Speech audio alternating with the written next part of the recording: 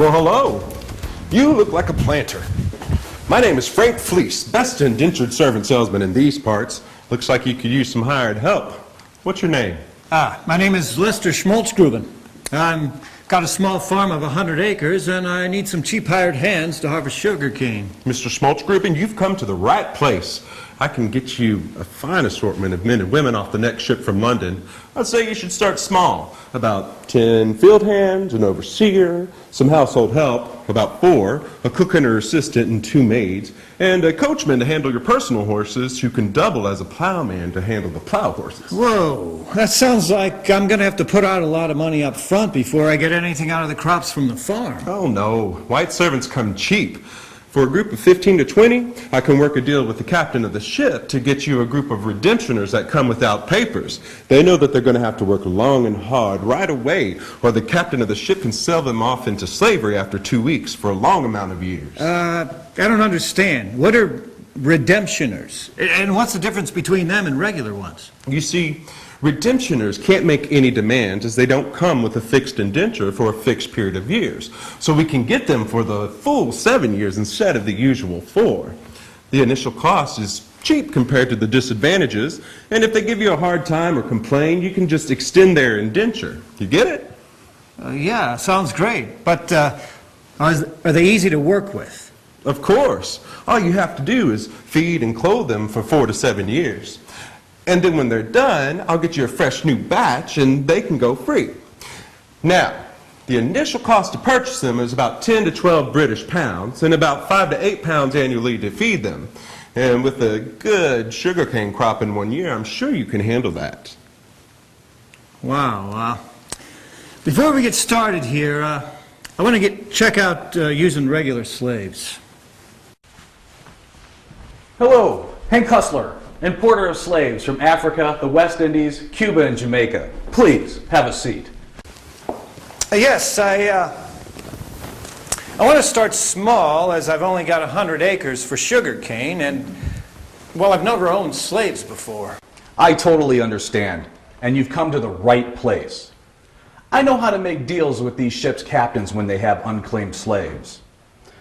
You look like a nice guy. Slaves used to average around 20 pounds sterling for Africans right off the boat. Women, around 15 pounds. Girls, much cheaper.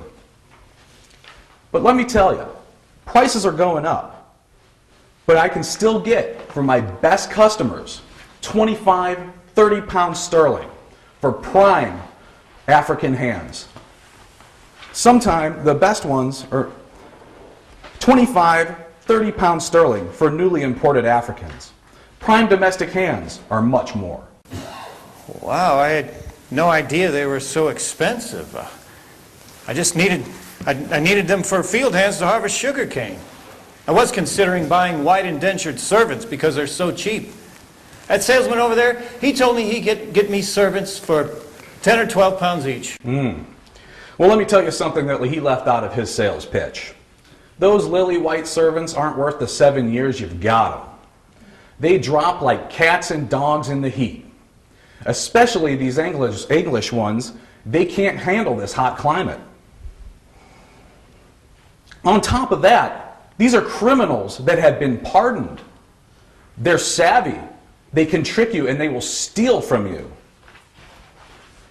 On top of that, they're also familiar with English law. So if you mistreat them or you beat them, it could be a real problem for you down the road.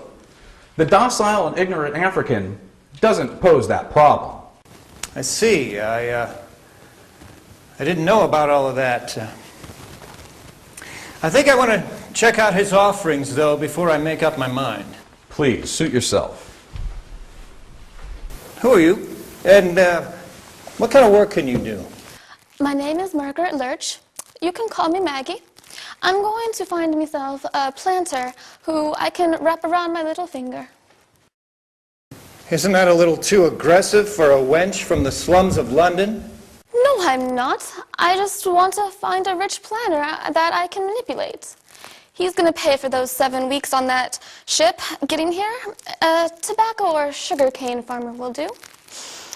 And when my 7 years are up, I want to be given a nice wardrobe with pretty dresses. It's called freedom dues. I know my rights. What's that? You think I'm too demanding? Oh, Just wait, you'll see. I better tell you something I didn't mention before.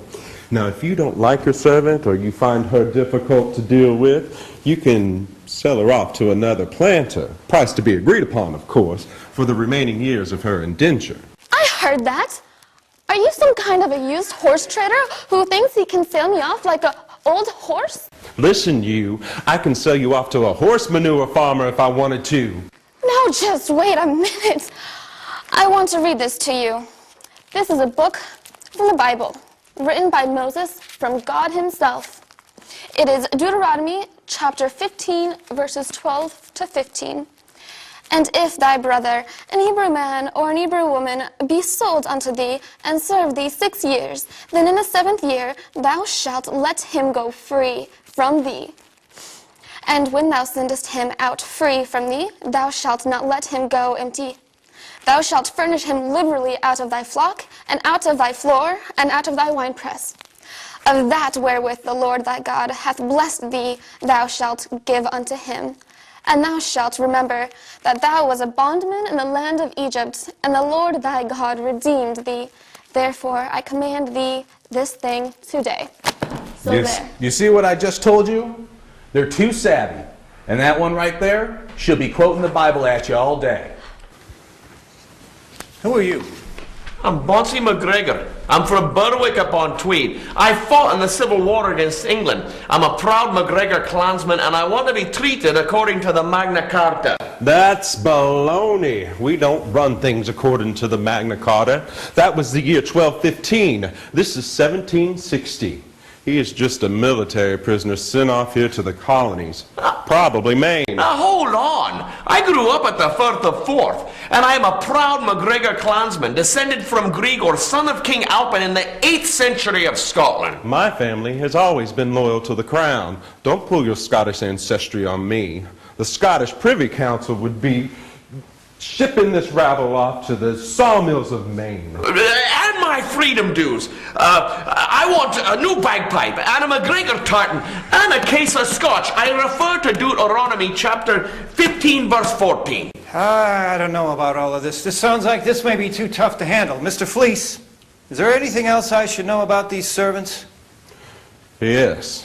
One more thing about freedom dues when they finish their indentures. Now, you see, in Virginia, each man is entitled to food and clothing for 1 year, and sometimes tools and arms. Now, up in Maryland, they get a barrel of corn, a hoe, an axe, and clothing and shoes. And the ladies get a petticoat, a waistcoat, a new smock, and shoes and stockings.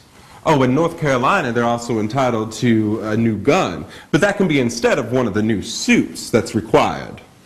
Wow, I think I'm going to recheck the slave choices.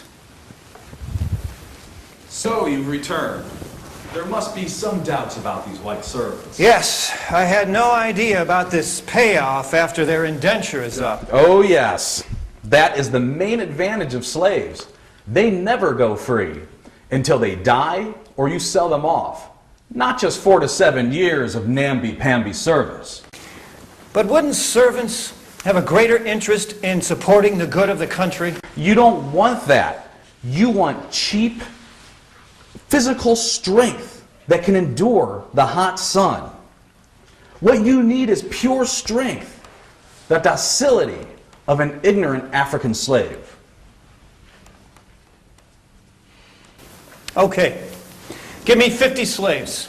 You're right, I need pure strength, not some intelligent, sassy female. All right, you'll need 5 overseers, 1 for every 10 men. Slaves tend to run away. I've been listening to your sales pitch, boss, and I have something to say. Mr. Smolchgroben, you're going to need these. You're going to have to put your slaves in chains until you've broken them in. And you're going to have to whip them daily to show them who's boss. And when they run off and you can't catch them with the hounds, you're going to have to shoot them with this. You mean I have to buy real bullets? You bet. Until they run off, or they're free, or they're dead, you're going to have to put aside your Christian ideals, the Bible, or whatever other foolishness you have in your head. Welcome to the real world of slavery. Volumes 1 through 10 on the road to the abolition of slavery.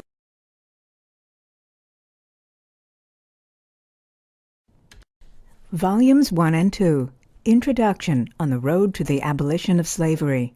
Slavery explained in the words, writing, and songs of contemporary politicians, abolitionists, slaves, pro-slavery advocates, and others.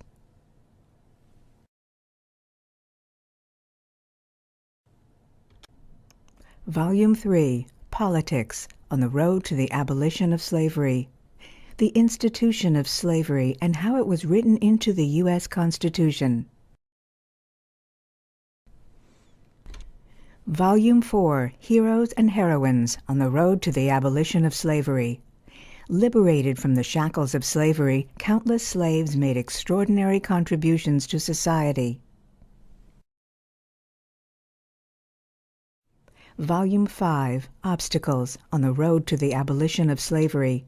Slavery culturally entrenched and protected by religious, political, and social obstacles.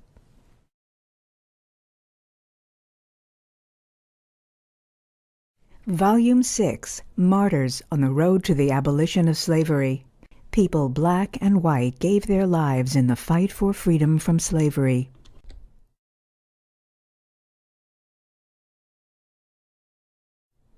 Volume 7. Kidnappers and Justice on the road to the abolition of slavery. The law protected slavery, and the scales of justice were in favor of the slave owners.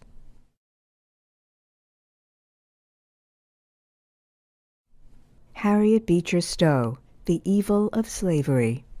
Stowe reveals the people and the conditions that inspired her explosive novel about slavery and life in the South.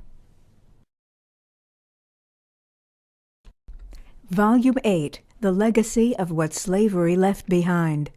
War-ravaged people struggle to rebuild their society and come to terms with the repercussion of slavery after the Civil War.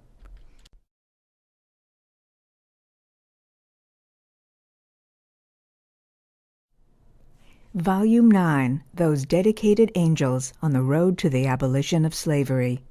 Recognizing the work of 12 abolitionists whose extraordinary dedication helped to free the enslaved, these are the people who fought for a higher standard of mankind.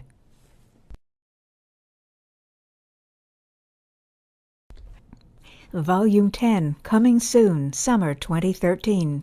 The Beginning of Slavery. Indentured Servants and the Transatlantic Slave Trade. Colonial plantations needed labor, more orphans, loose women, convicts, and Quakers than the Old World could send as indentured servants. So the colonists looked to Africa, and the transatlantic slave trade thrived for 450 years.